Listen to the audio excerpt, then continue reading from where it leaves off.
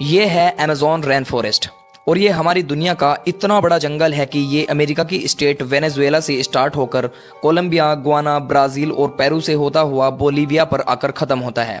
अगर एरिया के हिसाब से बात की जाए तो पूरा Amazon rain forest 55 lakh square kilometre के एरिया पर फैला हुआ है। यानी ये जंगल इतना बड़ा है कि इसके अंदर पूरे यूनाइटेड किंगडम जैसे 23 मुल्क फिट आ सकते हैं। आपको ये बात जानकर हैरानी होगी कि इस वक्त जो हम सांस ले रहे हैं उसका 20% ऑक्सीजन केवल अमेज़न रेन फॉरेस्ट की बदौलत ही मिल रहा है।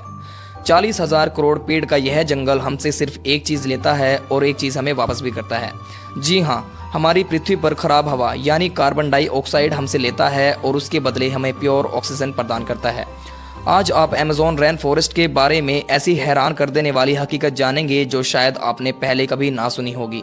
अमेज़न फॉरेस्ट इतना घना है कि जब यहाँ बारिश पड़ती है तो ज़मीन पर पानी पूरे 10 मिनट के बाद गिरता है और इसी घनेपन की वजह से यहाँ दिन के समय भी घना अंधेरा छाया रहता है, क्योंकि घने पेड़ सूरज की रोशनी को भी गुजरने नहीं देते। बारिश और बेहतरीन माहौल की वजह से यहाँ जानवरों, परिंदों और प्लांट्स की ऐसी किस्में भी पाई जाती हैं जो पूरी दुनिया में सिर्फ अमेज़न रेन फॉरेस्ट में ही देखी गई हैं। यहाँ टोटल 40,000 प्लांट्स की किस्में, 1300 अलग अलग नस्लों के परिंदे, 2200 मछलियों की किस्में और 427 मेमल्स और 380 अजीबोगरीब रेंगने वाले जानवरों की किस्में को देखा गया है। छोटे कीड़ों की बात की जाए तो अमेज़न रेन फॉरेस्ट में अभी तक 25 लाख अलग अलग किस्म के कीड़ों को देखा जा चुका है। ये जंगल जितना देखने में खूबसूरत लगता है, अंदर से उतना ही ज़्यादा खौफनाक भी है, क्योंकि यहाँ ऐसे ऐसे जानवर भी पाए जाते हैं जो हद से ज़्यादा खौफनाक हैं। इनमें ग्रीन एनाकोंडा का नाम सबसे ऊपर आता है। ये ग्रीन एनाकोंडा दुनिया का सबसे बड़ा सांप है जो अमेज़न रेन फॉरेस्ट में बसता है। 30 फुट लंबा और 250 केजी वजनी जब यह शिकार करता है तो यह अच्छे खासे बड़े जानवरों को भी एक ही झटके में सीधा निगल सकता है। वाइल्ड थिंग्स हिरन से लेकर एनाकोंडा टाइगर को भी निगलने की काबिलियत रखता है। अमेज़न फॉरेस्ट में टोटल कितने ग्रीन एनाकोंडाज है ना यह अभी तक किसी को मालूम है और ना ही किसी में इतनी हिम्मत है कि उनकी काउंटिंग करने के लिए वहां जा सके। बायोलॉजी की लेबोरेटरी में मेंढक का ऑपरेशन तो आप सभी ने देखा होगा, जिसमें टीचर मेंढक को काटकर उसके अंदर के ऑर्गन्स के बारे में बताता है। लेकिन आपको यह जानकर हैरानी होगी कि अमेज़न रेन फॉरेस्ट में मेंढक की ऐसी किस्म भी मौजूद है जिसके ऑर्गन्स देखने के लिए उसको काटने की ज़रूरत नहीं पड़ती।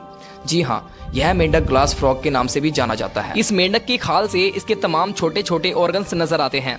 इसका धड़कता हुआ दिल, लंग्स, लीवर बिल्कुल आसानी से नजर आते हैं। आम घरेलू चींटी जो एक चावल के दाने से भी छोटी होती है, वो जब अपने से ज्यादा वजन उठाती है तो हम हैरान रह जाते हैं।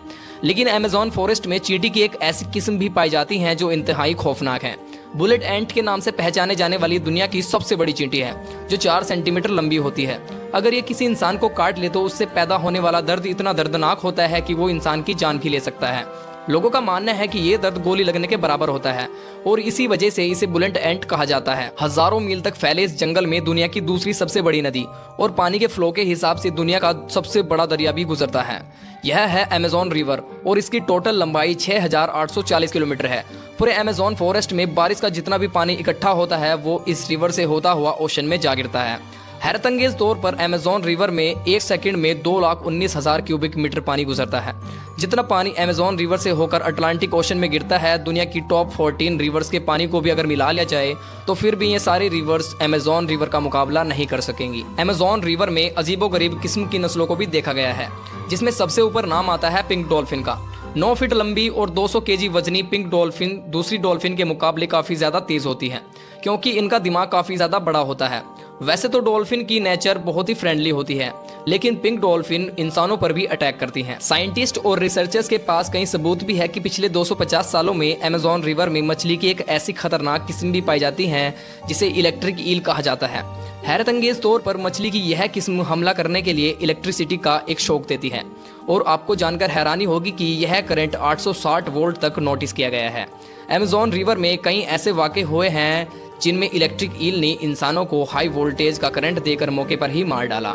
इंसान तो बहुत दूर की बात है, इलेक्ट्रिक ईल ने अपने से 100 गुना ज़्यादा बड़े क्रोकोडाइल को भी सिर्फ एक ही झटके में मौत की नींद सुला दिया। साइंटिस्ट का कहना है कि इलेक्ट्रिक ईल 860 वोल्ट का झटका देती है, जिससे किसी का भी नर्वस ब्रेकडाउन हो सकता है। अमेज़न के जंगल में एक ऐसी रिवर भी मौजूद है जिसमें पानी हर वक्त उबलता रहता है। 6.5 किलोमीटर लंबी धुआं निकलती हुई ये रिवर अमेज़न रिवर के उस हिस्से में मौजूद है जो पेरू में आता है। इस रिवर में पानी का टेम्परेचर 90 से 100 डिग्री सेल्सियस तक रहता है, जिसमें कोई भी चीज आसानी से पकाई जा सकती है।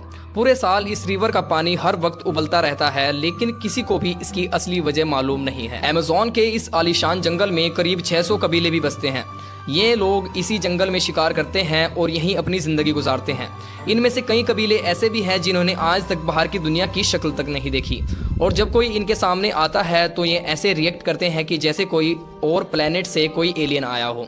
अमेज़न के जंगलात में कई ऐसे अजीबोगरीब निशान भी हैं जिनको जब सैटेलाइट इमेज में देखा जाता है तो वह बहुत बड़े एरिया पर ज़मीन पर बने हुए हैं। इन निशान को जियोग्लिफ्स भी कहा जाता है। ये इतने बड़े हैं कि जब इनके अंदर कोई खड़ा होता है तो उसको महसूस भी नहीं होता कि यह किसी खास निशान के ऊपर खड़ा है।